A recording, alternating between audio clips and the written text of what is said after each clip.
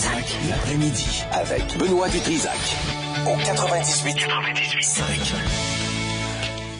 Ben, l'homme des tempêtes, Bernard Drinville, est avec nous, ministre responsable des institutions démocratiques et de la participation citoyenne. Monsieur Drinville, bonjour. Bonjour, Monsieur Dutrisac. Comment allez-vous, vous? Je vais très bien. Pas trop poqué, pas trop de bleu? Non, ça va bien. Ça va pas bien. trop magané? Non, ça roule. Ça a été des semaines difficiles. Costaude, mais ça va bien. Moi, je trouve que le débat est bien lancé, les gens se positionnent. Hey, on est rendu, Monsieur Dutrisac, je vous donne les derniers chiffres, là. Voyez donc. Le site, nosvaleurs.gouv.qc.ca, on est rendu à 148 798 visites uniques. Ça, c'est 148 000, presque 149 000 personnes différentes, là. C'est des adresses IP différentes, c'est-à-dire c'est un ordinateur différent chaque fois. Puis on est rendu à tout près de 20 000 commentaires si on inclut la ligne téléphonique. Fait que moi, je suis content de ça, là. Les Québécois, ils s'en occupent de leurs valeurs. Quel genre de commentaires vous recevez, là? Parce que moi, j'en ai vu passer, et tous ceux qui se disent, hey, il faudrait peut-être réfléchir à nos valeurs communes, se sont fait ramasser dans les médias. Les médias sociaux sont impitoyables, surtout quand ils sont anonymes. On se permet d'insulter, de lancer toutes sortes d'injures. Quel genre de commentaires sur les 20 000? De tous les genres, mais je vous dirais d'abord, j'ai pas le portrait complet encore, là, parce qu'il nous en arrive à tous les jours. Mais j'ai déjà une petite idée quand même qui a été une espèce de compte-rendu, là, une sorte de compte-rendu qui m'a été fait. Puis je vous dirais que ça reflète assez bien ce qu'on sent dans l'opinion publique. C'est-à-dire qu'il y a une majorité de gens qui ont écrit pour dire qu'ils étaient en appui. Il y en a qui sont en appui, mais qui voudraient des changements. Il y en a d'autres, évidemment, qui sont contre, pour toutes les raisons qu'on connaît. Et pour l'instant, vous n'avez pas comptabilisé tout ça? Non, on n'a pas fini. Les gens ont jusqu'à demain soir minuit pour donner le commentaire. Donc, www.nosvaleurs.gouv.qc.ca. On va prendre tout ça. On va organiser ça. Hein, on va, à un moment donné, il faut se faire un espèce de résumé, là. Et puis, nous, ce qu'on va faire, M. Dutrisac, on va rendre public, là, dans une couple de semaines, là, une sorte de compte-rendu de ce qu'on a eu comme commentaire. On va pas rendre public les commentaires comme tels parce que les gens qui nous ont écrit le faisaient pas sur cette base-là. Ils faisaient sur une base confidentielle. Puis moi, j'ai pas le goût de... Tu sais, il y a des gens là qui sont facilement identifiables par le courriel qu'ils ont envoyé, même si on biffait les noms. Fait qu'on va préserver la confidentialité des échanges. Là. Il y a des gens facilement identifiables. C'est parce qu'à un moment donné, dans ce que tu envoies, tu peux dire ça s'est passé dans mon entourage, à tel endroit, tatati, tatata. Ouais. Alors tu veux... C'est pour ça que vous avez refusé de les remettre à Radio-Canada qui vous l'ont demandé? Ils ont fait une demande d'accès, puis en vertu de la loi d'accès, ça a été refusé. Là. Moi, c'est pas moi qui ai pris cette décision-là. Là. La loi est appliquée là, par les fonctionnaires. Mais moi, ce que je vous dis, c'est que les journalistes m'ont posé la question, allez-vous rendre public tous les commentaires? Moi, j'ai dit non, je ne rendrai pas public les commentaires parce que les gens qui les ont pas faites sur cette base-là. Tu sais, il y a des gens, là, s'ils avaient su que leur courriel allait être rendu public, ils l'auraient peut-être pas fait. Tu vois? Alors, je pense qu'il faut respecter ça, mais je vais être quand même, on va être transparent, puis on va être... On va quand même donner pas mal d'informations sur le contenu de ces commentaires-là. Okay. Avant de prendre des appels, puis j'invite les gens à appeler 514-790-9850. Dans la politesse et la courtoisie, je vous le dis, dès que c'est un gros mot sort, vous êtes coupé, vous serez pas là, on va passer à un autre appel. Deux affaires. Là, il y a eu 2 manifestations contre la charte. Ça ne s'essouffle pas. Vraiment, il y en a eu... Mais il y en a eu une pour aussi. Une en faveur, puis j'ai parlé à Daniel Barry, qui était pour la laïcité, et il n'avait pas participé à la manifestation en faveur de la charte, parce que c'était pas lui puis sa gang, puis tu sais, un peu comme les souverainistes, là. Tu sais, c'est pas mon parti, c'est pas moi, j'y voudrais pas, j'y serai pas.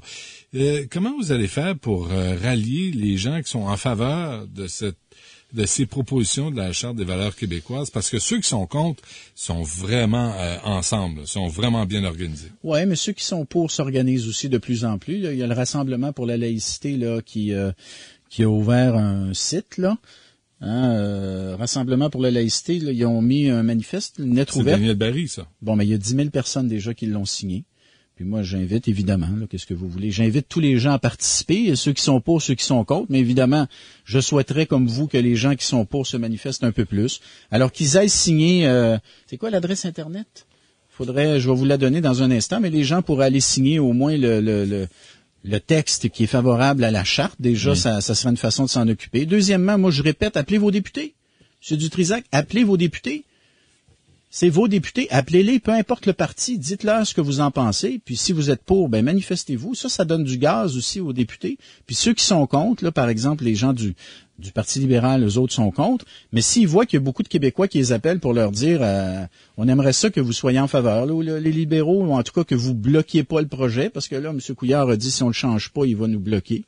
Alors ça, c'est un peu dommage. Les gens de la CAQ, eux autres, sont ouverts. Ça serait bon qu'il y ait des appels pour que justement que les Québécois leur disent ben écoutez, quand le projet de loi va être déposé, là, c'est quelque part cet automne, on espère que vous allez appuyer le gouvernement pour faire adopter ça. Puis QS aussi, il faut les appeler. Alors que tous les députés se fassent appeler, c'est une bonne affaire. Que les gens appellent dans une tribune téléphonique comme celle qu'on fait, qu'ils aillent sur Facebook, qu'ils aillent sur Twitter, qu'ils signent. Puis éventuellement, ben il y en aura peut-être d'autres. Qu'est-ce que vous faites de vous faire traiter de xénophobe puis de raciste? Bah, je peux pas dire que j'aime bien ça, là, mais en même temps, je m'attendais à ça. L'êtes-vous? Non, je le suis pas, puis je pense que la majorité des Québécois sont des gens très accueillants, très ouverts. Vous savez, on n'a pas de leçons à recevoir de personnes sur l'accueil, On est du monde recevant, les Québécois, hein. Quand tu fais la liste de toutes les vagues d'immigration qui sont venues au Québec, là, en commençant par les Anglais, les Écossais, la communauté juive s'est installée ici à la fin des années 1700. Après ça, il y a eu les Irlandais. Il y en a plusieurs d'entre eux qui ont été adoptés dans des familles québécoises. Après ça, les Italiens, les Grecs sont venus, les Portugais, les Latinos. Rappelez-vous les boat people qui sont venus du Vietnam, qui quittaient la guerre là-bas. On les a accueillis chez nous. D'ailleurs, les Québécois d'origine vietnamienne se souviennent encore de cet accueil-là. Les Latinos, les Haïtiens qu'on a aidés, les Maghrébins également qui viennent, notamment beaucoup parce que on a des valeurs d'égalité ici chez nous. Puis ils fuient, dans certains cas, ils et elles ont fui une vision de l'État intégriste pour venir chez nous, parce qu'on est une démocratie qui fait la différence entre l'État et la religion. Ils ont choisi le Québec à cause des valeurs du Québec. Si on avait, non, moi je pense que les Québécois sont, comme la vaste majorité des peuples, des gens accueillants qui veulent travailler, être heureux avec leur famille, bien gagner leur vie, vivre en paix, vivre dans le respect. Alors moi, j'ai pas de leçon à recevoir de personnes là, qui... De toute façon, moi, je vais vous dire franchement, M. Dutrisac, c'est l'argument des faibles, ça. Quand tu commences à insulter la personne en face de toi, puis le seul argument que tu trouves à faire, que tu trouves à lui dire, c'est qu'elle est ci, qu'elle est ça, c'est parce que tu es à court d'arguments. OK. Alors, je vais faire une pause parce qu'il faut payer le loyer. Bien sûr. Nous sommes avec Bernard Drainville et on parle évidemment de la Charte des valeurs québécoises. J'ai plusieurs courriels, plusieurs appels. On fait tout ça après ceci. Pour joindre Benoît Dutrisac. 790-9850. Sur le web. 985fm.ca. Pour parler à Bernard Drainville, ministre responsable des institutions démocratiques, on va essayer d'en faire le plus possible, M. Drainville. J'ai Sam qui m'écrit, il pose la question, je peux développer, mais si vous la comprenez, on va y aller. À quand la laïcité dans nos abattoirs? Il paraît que 9 sur 10 font de l'abattage rituel.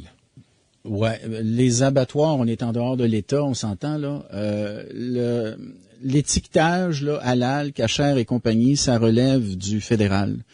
Gendron, notre ministre de l'Agriculture, a demandé au gouvernement d'Ottawa de bouger là-dessus. Donc, au moins, on sache quand la viande est halal ou cachère, et il n'y a pas eu de retour d'appel encore. J'ai Aziz qui il m'a écrit à plusieurs reprises, puis il est content de vous transmettre cette question-là. C'est quoi votre position, M. Drainville, sur les panneaux de signalisation, on en a déjà parlé, vous et moi, là, qui ont été placardés le 16 septembre 2013 à cause de la fête de Yom Kippour à NDG, Côte-des-Neiges, et quand est-ce qu'on va interdire la nourriture avec des indications cachères que l'on retrouve dans toutes les épiceries grande surface? Alors, ça va d'un bar et de tous côtés. Hein. Ben, sur la question des panneaux de stationnement, je l'ai déjà dit, je le redis, il y a pas d'obligation d'accommoder.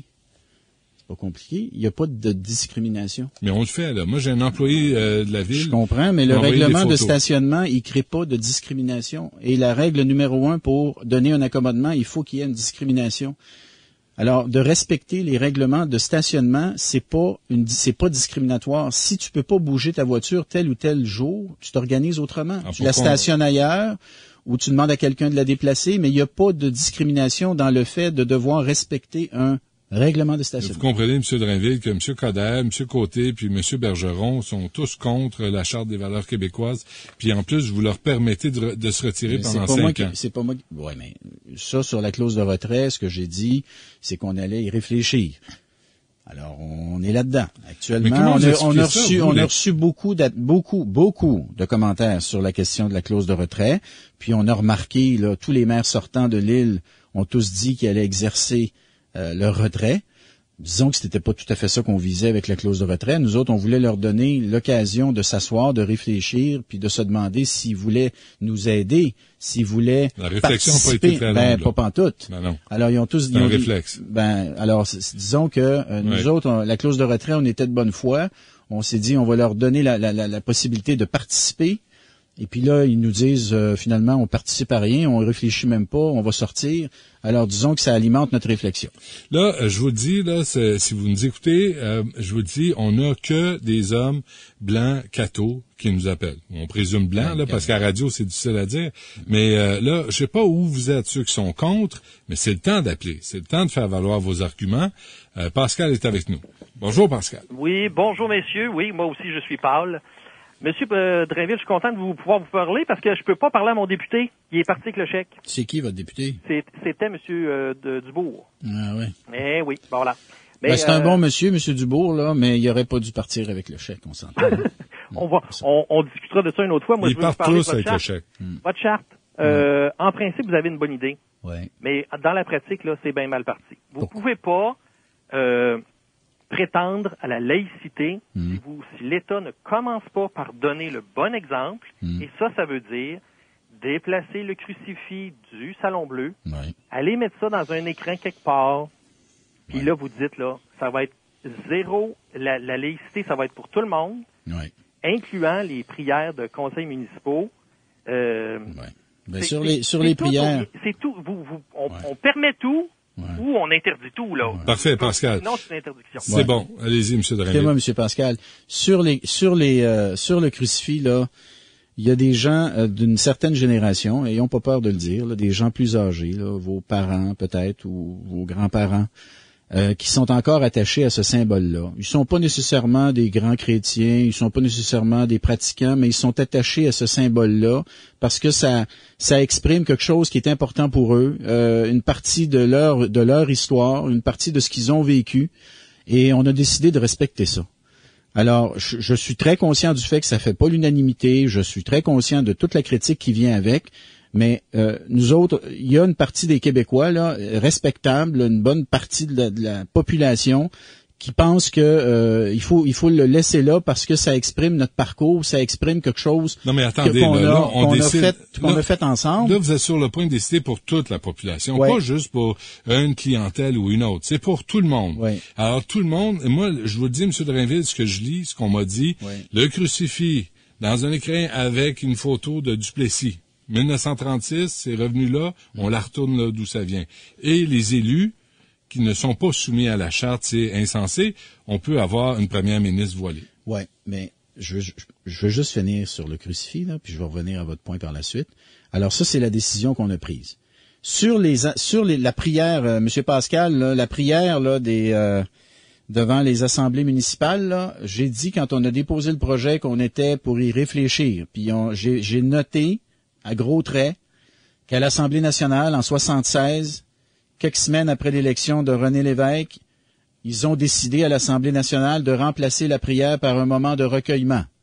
Alors, c'est une option à laquelle on réfléchit présentement. Je l'ai dit au départ, je le réitère aujourd'hui, mais en même temps, M. Dutrisac, vous dites on le fait pour tout le monde. Ben oui, on le fait pour tout le monde, mais il faut tout le monde. Oui, on le fait pour tout le monde. Pas juste les personnes âgées qui tiennent à leur crucifix. On est en train de revoir nos valeurs communes au Québec pour tout le monde. Oui, d'accord. Stanley est avec nous. Bonjour. Bonjour, M. Drainville. Bonjour, M. Dutrisac. Ça va bien? Oui, allez-y donc. Vous. Alors, moi, je vais en profiter. Je suis noir. La seule différence que j'ai avec toutes les autres, c'est que je suis né au Québec à l'hôpital Jean Talon. Mais pour être chauffeur de taxi puis travailler sur la route, c'est sûr et certain que vous avez créé un débat, M. Drainville, qui touche tout le monde. Puis étant sur la route, j'ai cette opportunité de pouvoir parler avec tous les gens que je rencontre dans mon taxi. Oui. Puis moi, je vais vous dire, M. Drainville, le débat, lorsqu'on veut créer un débat, il faut le projet, comme vous dites, on a un projet de loi. Si vous aviez déposé, puis ne pas avoir pris position, par exemple, sur le crucifix, je crois que les gens auraient apprécié et donné l'opportunité aux gens de débattre et non pas dire, ben regardez, on veut la neutralité de l'État, mais on va garder le crucifix. Automatiquement, c'est comme si vous nous imposez quelque chose. Et quand même qu'il y aurait 50% plus 1 qui vous aurait dit qu'on veut le crucifix, lorsqu'on parle d'un débat, il faut donner l'opportunité aux gens de pouvoir débattre, d'en parler. Mais c'est ce qu'on fait. C'est ce qu'on fait, mon cher. C'est ce qu'on fait. Regardez, avec le dernier interlocuteur, vous venez de le dire, les Québécois, il y a beaucoup de gens qui ont décidé de vouloir garder le crucifix. Donc déjà, automatiquement, il y a déjà une position prise. Mais je vous donne, ben oui, mais c'est sûr. On a pris une position, mais ce qu'on a dit, c'est que, à la lumière des commentaires comme le vôtre, puis de tous ceux qu'on a reçus sur notre site Internet, si on peut l'améliorer, le projet, on va l'améliorer, parce que là, le projet de loi, il n'est pas déposé. Le projet de loi, il va être déposé cet automne. Alors, je peux vous dire déjà, moi, que dans le projet de loi, il y aura probablement des ajustements, là. Ça, je peux vous dire ça, là. En tout cas, moi, ce que je peux vous dire, M. Drainville, c'est que c'est sûr et certain qu'il y a beaucoup eu de dérapages à cause de petites erreurs sur la présentation du projet. Mais moi, si je suis un conseil d'amis, moi, je vous dirais au Parti québécois, il serait peut-être temps de juste de lâcher la pédale un petit peu, puis de donner l'opportunité aux gens de parler, d'arrêter le Parti québécois de parler, parce que par exemple, là... OK, Stanley, c'est parce que j'ai eu plusieurs appels, là. Là, il y a un endroit où vous pouvez faire des commentaires, vous pouvez faire des propositions, et c'est jusqu'à demain minuit. Ah ouais. Donc, allez-y sur Internet et faites valoir vos arguments. Oui, définitivement, mais moi, je vous dis, si vous continuez, par exemple, avec le crucifix, parce que je pense que c'est un des points qui touche le plus de monde, mais si vous décidez de garder, puis je suis catholique, je suis chrétien, je suis pratiquant, mais moi je vous dis que si vous voulez faire de la neutralité de l'État quelque chose de concret, de crédible, mais vous devez l'enlever. Parfait. Et laisser les gens de décider s'ils veulent la garder ou pas. C'est beau. Merci beaucoup, Stanley, d'avoir appelé. Jean écrit, M. Drainville, quand allez-vous éliminer les subventions aux écoles religieuses, éliminer les exemptions de taxes foncières sur les édifices religieux? Il y avait un article vraiment intéressant de Francis Veil dans la presse là-dessus. Ça coûte des millions de dollars aux contribuables. Oui. Est-ce que c'est... Alors ça, c'est pas au programme, je vous le dis tout de suite. Pour ce qui est des écoles religieuses, c'est Madame Malavoie, la ministre de l'Éducation, qui s'occupe de ce dossier-là. Puis, elle est en train de s'assurer que les écoles privées, notamment religieuses, subventionnées, respectent le régime pédagogique. Vous savez, M. Dutrisac... Là, puis, Bernard Landry me disait nulle part on finance des écoles religieuses. Pas en Ontario, pas en Nouvelle-Écosse, nulle part au Canada. Pourquoi on le fait au Québec? Ben, écoutez, le modèle... Non, mais le message, notre modèle de neutralité, il va être nécessairement... On est laïque. Ouais, mais Monsieur Dutrisac, oui, on est laïque, mais il faut y aller. Vous trouvez pas que la bouchée est déjà assez grosse avec tout ce qu'on propose? Les gens, ce qu'ils disent, là, M. Drainville, je vous dis que ce qu'on propose, c'est déjà assez costaud. On va faire adopter ce qu'on propose et par la suite, si les Québécois ont le goût d'aller plus loin, on ira plus loin. Parce que là, ce que j'entends, c'est que vous y allez à demi-mesure. Allez-y au toast, allez-y au complet. À demi-mesure. La rate au complet. Arrêtez-moi ça, là. Il n'y avait pas de cadre, ces accommodements, il va y en avoir un. L'égalité homme-femme était minée à gauche pas à droite par des cas d'accommodement déraisonnables. Ça sera plus possible parce que là, l'égalité homme-femme, ça devient un critère prépondérant. On oblige ceux et celles qui font affaire avec l'État à le faire à visage découvert. On crée le devoir de neutralité. On dit que cette neutralité, elle doit s'incarner dans ce que les personnes renvoient comme image. Donc, il faut que ce soit une neutralité, notamment au niveau des signes religieux qui sont portés. Ça a pris 50 ans à déconfessionnaliser les écoles. Certains diront que c'est même pas terminé. On réglera pas le dossier de la laïcité puis de la neutralité en un seul projet, là. M. Drainville, vous êtes allé à Tout le monde en parle. Aujourd'hui, dans la presse, Alain Dubuc le dit aussi. On vous demande des études pour justifier cette charte des valeurs québécoises. Ben oui, mais le rapport Bouchard-Taylor faisait état de chiffres que la commission scolaire de Montréal, notamment, nous a soumises à la commission Bouchard-Taylor. Les chiffres, il y a eu plus de 900 demandes d'accommodement qui ont été faites à la commission scolaire de Montréal. Ça, c'était en 2006-2007. Entre 5 et 6 000 demandes de congés religieux. Et quand on parle aux gens qui travaillent dans le domaine scolaire, ils nous disent que c'est encore plus aujourd'hui. Il y a une autre représentante que je nommerai pas d'une commission scolaire de la région de Montréal qui nous dit « Dépêchez-vous d'arriver avec votre projet de loi, faut le faire adopter ».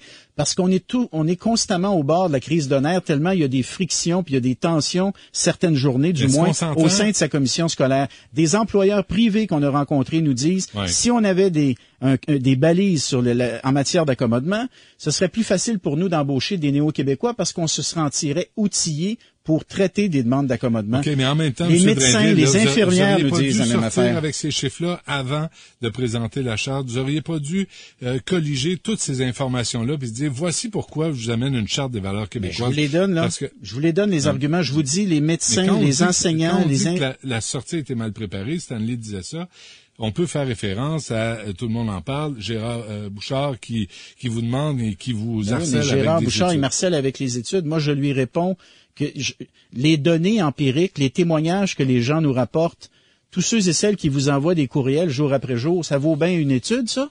Il y a le père André Monsieur Dutrisac, ça vaut bien une étude, ça? Quand les gens nous écrivent courriel, vous en avez reçu combien de courriels là-dessus? Non, ça là-dessus? vaut pas d'études. Vous savez très bien, là, on sait pas, les courriels que je reçois, je sais pas qui est derrière ces courriels-là. La quantité que vous recevez, oui, à un moment donné, ça finit par refléter. On présume mais ce sont pas des études claires. Ce que je vous dis, moi, en tout cas, c'est que j'ai rencontré, là, j'ai dû faire, là, facilement au-dessus d'une 50aine de rencontres. Mais les données des commissions scolaires, là, ça aurait été intéressant de les avoir.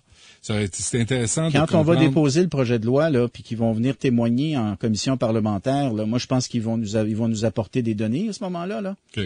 Hein? Le père André Patry, je vous dis, nous, on passe les appels au moment où on les reçoit. Pas de problème. Est avec nous, Monsieur Patry, bonjour. Oui, bonjour. Je suis très heureux de parler à Monsieur Drainville. Voici Monsieur Drainville. D'abord, je suis d'accord avec les évêques du Québec. Moi, je suis prêtre. Je l'enlèverais, le crucifix à l'Assemblée nationale. Je mettrais un beau fleur de lys, là. Ce serait magnifique. Pas parce que je suis contre le fait d'avoir un crucifix, mais qu'est-ce que vous voulez? C'est vrai que c'est relié à M. Duplessis. Puis moi, personnellement, je n'ai pas de problème à ne plus le voir là, le crucifix. Puis pourtant, je suis prêtre. La deuxième chose, c'est que je pense, monsieur, actuellement, on joue beaucoup sur le fait que, on va mettre plein de monde dehors. Vous pensez pas que, comme il arrive pour des lois, que si vous adoptiez votre charte, mais qu'elle ne soit pas rétroactive, mais qu'elle serait en vigueur pour toutes les personnes qui, à l'avenir, voudraient s'engager, à ce moment-là, toutes ces personnes qui sont dans les hôpitaux ou dans tous les organismes gouvernementaux, ils pourraient à ce moment rester, mais ça voudrait dire que toutes les autres, là, enlignez-vous, vous êtes obligés de penser à faire votre choix pour aller là. Là, c'est ça, on joue beaucoup actuellement, on va mettre des femmes dans la misère et puis on va c'est la persécution totale à entendre les gens. Mais moi je sais pas, j'aimerais ça que ça soit pas rétroactif. Et à ce moment-là, on éviterait beaucoup de problèmes avec tous ces gens-là qui jouent beaucoup là-dessus. Oui. Beaucoup de gens, c'est qu'on a l'impression que là, la Charte voudrait empêcher les gens de pratiquer leur religion ou d'avoir la foi ou de porter leur voile sur la rue. Mais c'est complètement... OK, M. Drainville. Ben, écoutez, ça, c'est une discussion qui va falloir avoir, effectivement. Ça fait partie, je vous dirais, des réflexions qu'on a, là, et qu'on va continuer d'avoir. Notre objectif, nous autres, c'est pas de faire perdre l'emploi à personne, là. On juge que ce qu'on propose, c'est raisonnable. On dit pas à quelqu'un, tu dois renoncer à ta religion. On dit, pendant les heures de travail, quand tu es au service de tes concitoyens, tu dois garder pour toi tes convictions religieuses comme les fonctionnaires doivent déjà garder pour eux leurs convictions politiques. On trouve ça raisonnable.